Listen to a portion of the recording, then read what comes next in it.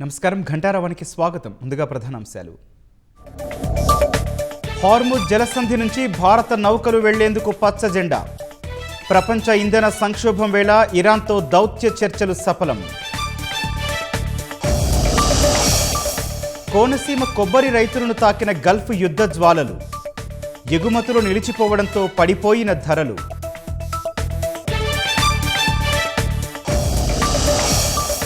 వంట గ్యాస్ కొరత అంశంలో ప్రధానిపై రాహుల్ విమర్శలు.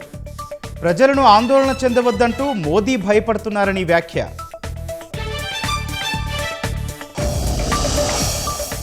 లోక్సభ ప్రజల ఆకాంక్షలకు ప్రతిరూపమన్న స్పీకర్ ఓం బిర్లా.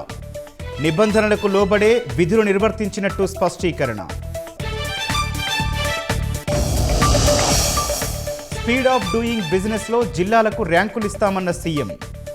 పెట్టుబడులకు 3C ఫార్ములాతో ముందుకు వెళ్లాలని కలెక్టర్లకు సూచన.